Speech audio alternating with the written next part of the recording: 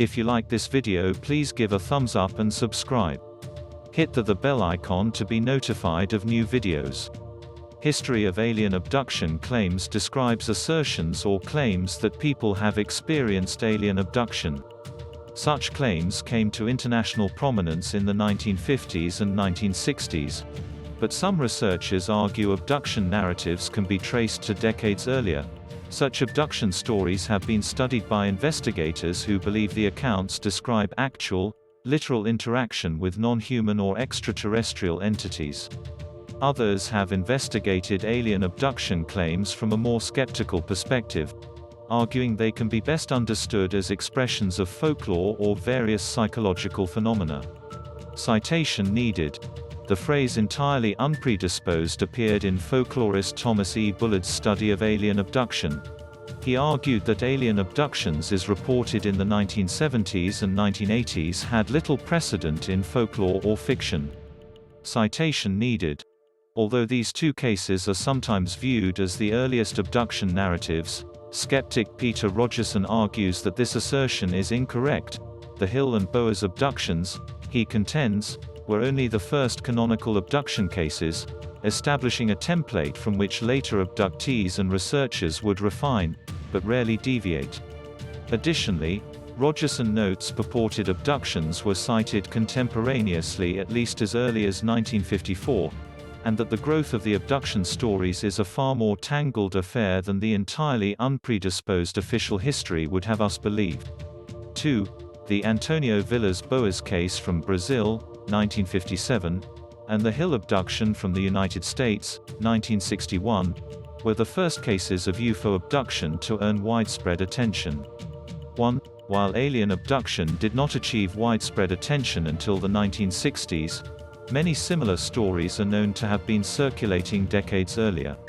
These early abduction-like accounts have been dubbed paleo-abductions by UFO researcher Jerome Clark.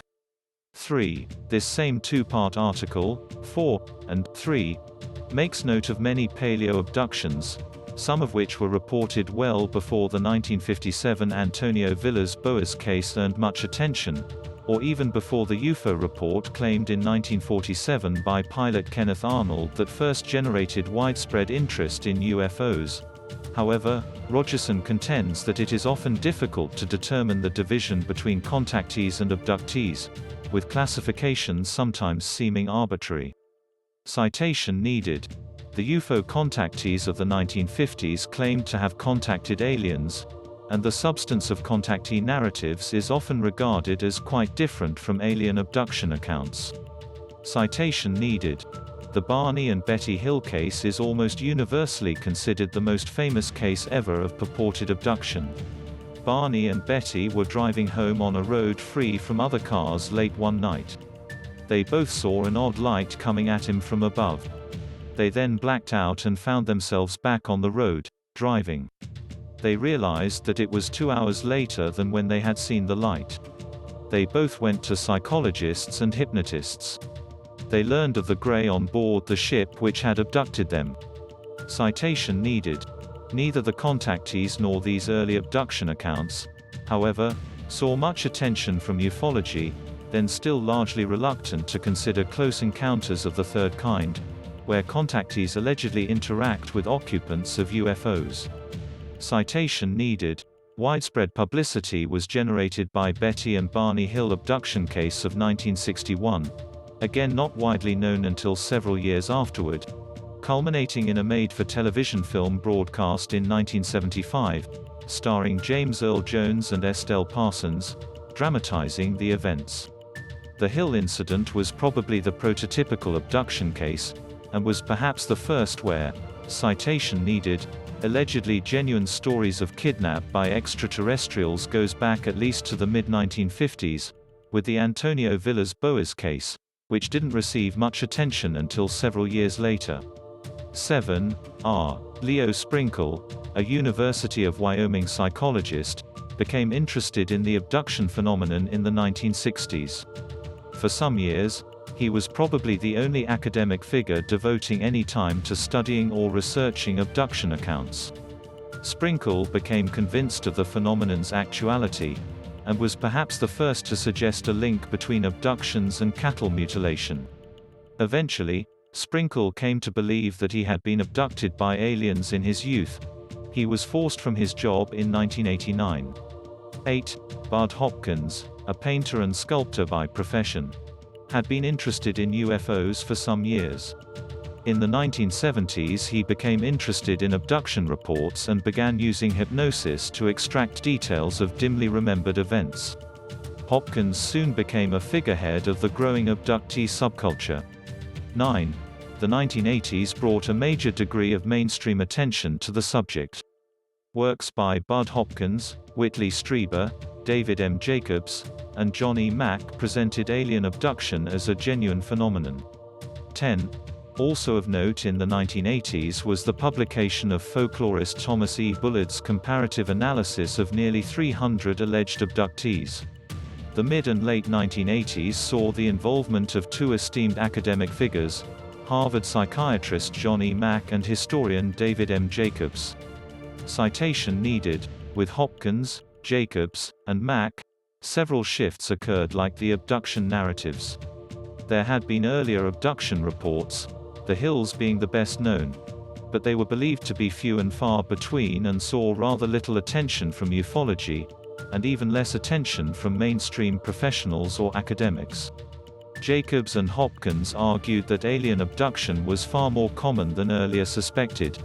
They estimate that tens of thousands, or more, of North Americans had been taken by unexplained beings. 11. Furthermore, Jacobs and Hopkins argued that there was an elaborate scheme underway, that the aliens were attempting a program to create human-alien hybrids, though the motives for this scheme were unknown. There were anecdotal reports of phantom pregnancy related to UFO encounters at least as early as the 1960s, but Bud Hopkins and especially David M. Jacobs were instrumental in popularizing the idea of widespread, systematic interbreeding efforts on the part of the alien intruders. Despite the relative paucity of corroborative evidence, Jacobs presents this scenario as not only plausible but self-evident. Hopkins and Jacobs have also been criticized for selective citation of abductee interviews, favoring those that support their hypothesis of extraterrestrial intervention. Citation needed. The involvement of Jacobs and Mack marked something of a sea change in the abduction studies. Their efforts were controversial. Both men saw some degree of damage to their professional reputations, but to other observers, Jacobs and Mack brought a degree of respectability to the subject. Citation needed. John E. Mack. Edit Matheson writes that if Jacobs's credentials were impressive, then those of Harvard psychiatrist John E. Mack might seem impeccable in comparison. 12. Mack was a well-known, highly esteemed psychiatrist, author of over 150 scientific articles, and winner of the Pulitzer Prize for his biography of T. E. Lawrence. Mack became interested in the phenomenon in the late 1980s, interviewing dozens of people, eventually writing 2 books on the subject. Citation needed. Mack was somewhat more guarded in his investigations and interpretations of the abduction phenomenon than the earlier researchers. Matheson writes, "On balance, Mack does present as fair-minded an account as has been encountered to date, at least as these abduction narratives go." 13. Furthermore, Mack notes when alternative interpretations are viable. Throughout Abduction, his first book on the subject, he allows and even considers likely that alien abductions are a new type of visionary experience. Citation needed. Matheson notes that unlike earlier abduction researchers, Mack is generally quite cautious in his interpretations of physical evidence and corroborative testimony. He places little value in the scars and scratches often attributed to alien medical exams, and argues that trying to prove the actuality of alleged implants placed in abductees is largely a futile effort. Citation needed. Mack argued that the abduction phenomenon might be the beginning of a major paradigm shift in human consciousness, or a kind of fourth blow to our collective egoism, following those of Copernicus, Darwin, and Freud. 14. Mack also noted that, after an initial period of terror and confusion, a phase he dubbed ontological shock, Many abductees ultimately regard their experiences more positively, saying that their experiences broadened their consciousness. Citation needed. In June 1992, Mac and physicist David E. Pritchard organized a 5-day conference at MIT to discuss and debate the abduction phenomenon. 15. The conference attracted a wide range of professionals, representing a variety of perspectives. In response to this conference, Mack and Jacobs were awarded an Ig Nobel Prize in 1993. Citation needed. Writer C.D.B. Bryan attended the conference, initially intending to gather information for a short humorous article for The New Yorker. While attending the conference, however, Bryan's view of the subject changed, and he wrote a serious, open-minded book on the phenomenon, additionally interviewing many abductees, skeptics, and proponents. Citation needed. David Icke and the Global Conspiracy edit. David Icke, a British conspiracy theorist, proposed 2 linked hypotheses about the alien abduction phenomenon. Citation needed. The abductions are strictly linked with military genetic experiments conducted by alien beings operating together with various terrestrial army forces. Therefore, these abductions are only a part of a wider conspiracy. In Tales from the Time Loop and other works, Icke states that most organized religions, especially Christianity, Islam, and Judaism, are Illuminati creations designed to divide and conquer the human race through endless conflicts. In a similar vein, Icke believes racial and ethnic divisions are an illusion promoted by aliens, and that racism fuels the Illuminati agenda. Citation needed. David Icke believes that the global elite controls the world using what he calls a pyramid of manipulation consisting of sets of hierarchical structures involving banking, business, the military, education, the media, religion, drug companies, intelligence agencies, and organized crime. At the very top of the pyramid are what Icke calls the prison warders, who are not human. 16. He writes that a pyramidal structure of human beings has been created under the influence and design of the extraterrestrial prison warders and their overall master, the Luciferic consciousness. They control the human clique at the top of the pyramid, which I have dubbed the global elite.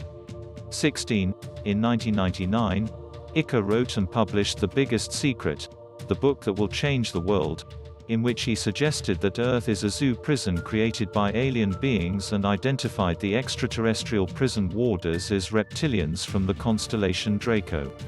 17. They walk erect and appear to be human, living not only on the planets they come from but also in caverns and tunnels under the Earth. They have crossbred with humans, which has created hybrids who are possessed by the full-blooded reptilians. 18. The reptiles' hybrid reptilian-human DNA allows them to change from reptilian to human form if they consume human blood. Icke has drawn parallels with the 1980s science fiction series 5, in which the Earth is taken over by reptiloid aliens disguised as humans.